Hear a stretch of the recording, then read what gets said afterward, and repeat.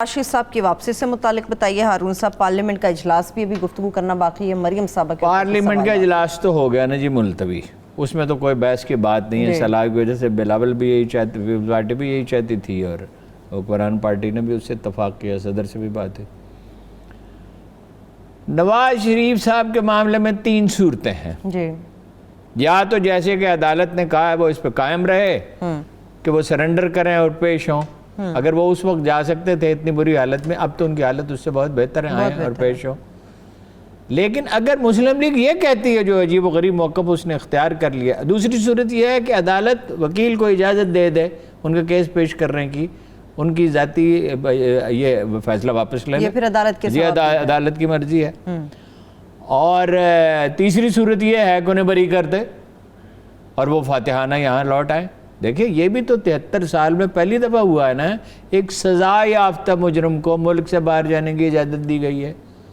اور اب یہ ایک عجیب ڈرامہ رچایا جا رہا ہے کہ وہ مکمل صحتیاب وہ کیسے ہوں گے؟ 70 سال کا 72 سال کا پرخور آدمی، اس کے دل سے دماغ کو جانے والی رگ کمزور ہے، ہائی بلڈ پریشر کا وہ مریض ہے، وہ دل کا مریض ہے، وہ گردوں کا مریض ہے، مکمل صحتیاب وہ کیسے ہوگا؟ 9 ستمبر کو کہہ رہے ہیں کچھ عدالت میں جمع کرائیں گے وہ رپورٹس وغیرہ. میاں نواز یہ وہ رپورٹ ڈاکٹر کی ہوگی، میں آپ کو پہلے سے بتا رہا ہوں، لیبارٹری کی رپورٹ نہیں ہوگی. اچھا. کسی قابل اعتماد لیبارٹری کی نہیں ہوگی. اس کو کھینچتے چلے جائیں گے، کوشش ہوگی. اگر تو عدالت سماعت کرتی ہے تو نومبر دسمبر میں اس کا فیصلہ ہو جائے گا. ٹھیک ہے ٹھیک ہے. مریم دیٹ کیس مریم جو ہے وہ کبھی بولیں گی کبھی خاموش رہیں گی ضرورت کے مطابق.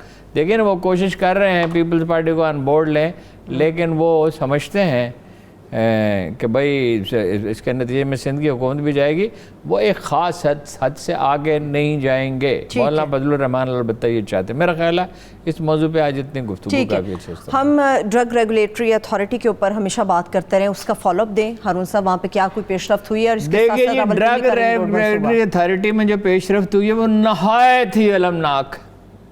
وہی چرب زبانوں کا ٹولہ جنہوں نے وہ تارڑ صاحبہ جو تھیں وہ ان کے گرد جمع تھا، پھر وہ اپنا امر کیانی کے گرد جمع تھا. اللہ کے فضل و کرم سے آپ نے یہ لطیفہ دیکھا کہ امر کیانی کو کراچی لے کے گئے. پارٹی کے ٹاپ لیڈرز نے سے میری بات ہوئی، انہوں نے اس پہ بڑے ملال کا اظہار کیا کہ سیف اللہ کو اس کو لے جاتے ہیں اور اس کے نتائج پھر پارٹی کو بھگتنا پڑتے ہیں. امر کیانی گئے، ظفر مرزا گئے. اب یہ ڈاکٹر فیصل ویسے ہی جینون پروفیشنل اور بڑی اچھے طرح سے نسبت، وہ چرب زبانوں کا ٹولہ ان کے گرد جمع ہے.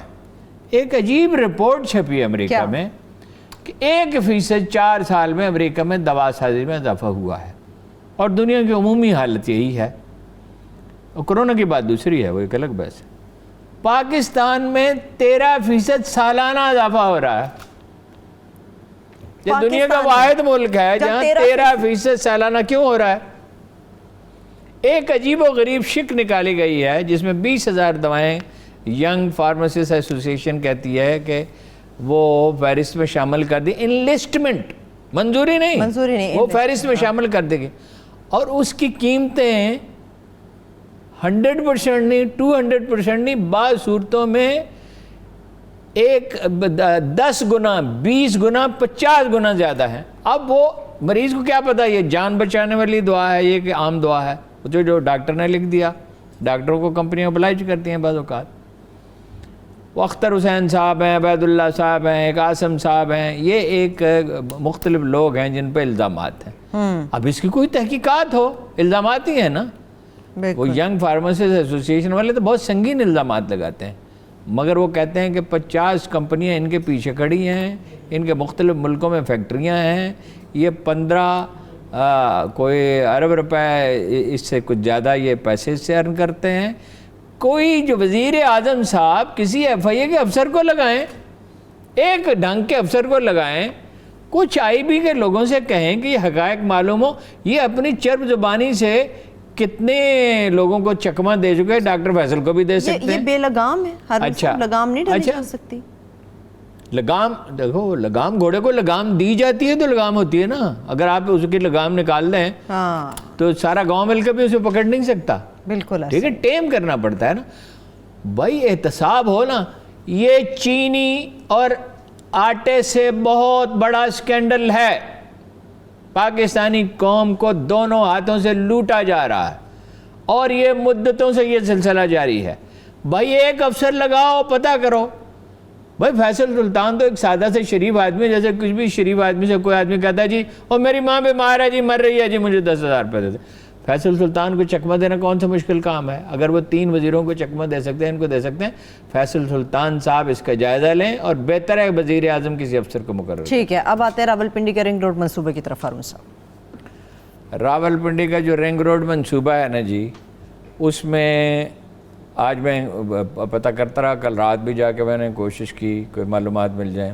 فنڈز کے دیکھیے ایک بات تو یہ ہے کہ کل ہم یہ سمجھ رہے تھے کہ 50 روپے خرچ کریں گے, تو میں لوگوں سے پوچھتا پھرا 50 ارب آئیں گے کہاں سے؟ ایک کوشچن تھا. اس وقت کراچی کی صورتحال اتنی خراب ہے, خیبر پختونخوا میں سیلاب آیا ہوا ہے, مکان ڈھہ گئے ہیں, رہنے کی جگہ نہیں ہے, لوگ کراچی میں تو بڑی تباہی ہے.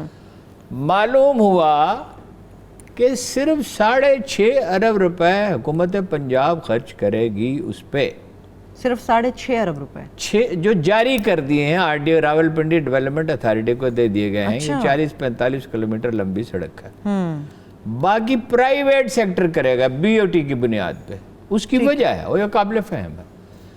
ایک ٹرک جو یعنی جی ٹی روڈ سے اسلام آباد ہائی وے کوئی میرا خیال ہوگی یہ 25-30 کلومیٹر کراس کر کے پھر پشاور موڑ تک مزید 50 کلومیٹر کراس کر کے جائے گا اور ہر سگنل پہ رکے گا اور اس کی سپیڈ سلو ہوگی, اور کجا یہ کہ وہ یہاں سے سیدھا پشاور موڑ کی طرف چلا جائے گا.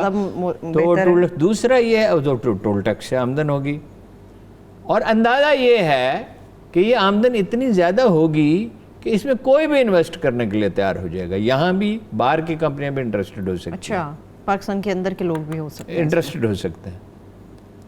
اور اس پہ کمرشل زون بنیں گے, انڈسٹریل زون بھی بنیں گے. تو چنانچہ یہ جو چونکہ کافی چوڑی سڑک, اندازہ یہ ہے ابھی بتایا تو نہیں, 3 مہینے میں اس کے ٹینڈر جاری ہو جائیں گے.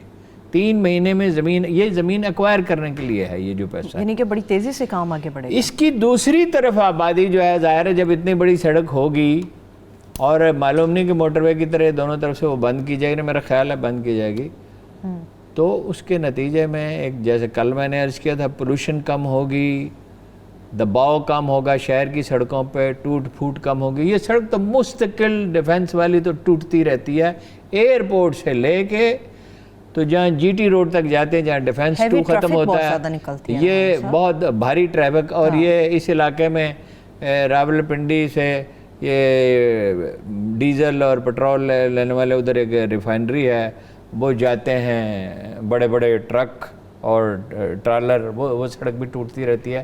ان بہت سی چیزوں سے نجات مل جائے گی. اور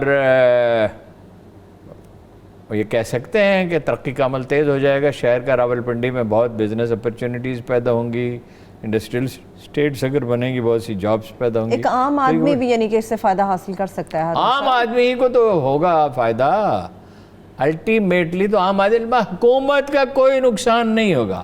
میرا ذاتی خیال تو یہ ہے کہ ادھر ایک اسکیم ہے جو اسلام آباد کی طرف سڑک نکالنا چاہتے ہیں, جو مری کو راستہ جاتا ہے, ان کے ماسٹر پلان کو ڈسٹرب کیے بغیر, وہ بہت وسیع و عریض جگہ ہے اور اس کی ڈیولپمنٹ بھی اچھی ہے, اس کو ڈسٹرب کیے بغیر اگر وہاں سے ایک راستہ ان کے پہلو سے نکال لیا جائے, مری کی طرف کی ٹریفک آج کشمیر کی یہ چلی جائے, تو بڑی کشادگی پیدا ہو جائے گی. وہ اسلام آباد پنڈی کی مرکزی سڑکوں پہ جو ٹریفک کا رش بہت بڑھ رہا ہے, وہ کم ہو جائے گا. ماسٹر پلان سے ویسے انحراف کیا گیا ہے, درخت کاٹے گئے ہیں, درخت لگانے کی ضرورت ہے. اور ادھر جگہ خالی ہے, یہ جو مری کی طرف راستہ جاتا ہے ادھر جگہ خالی ہے, تھوڑا سا کرو تو شاید اس میں پیدا کرنا پڑے, لیکن اگر سڑک چوڑی ہو تو اس علاقے میں ترقی بھی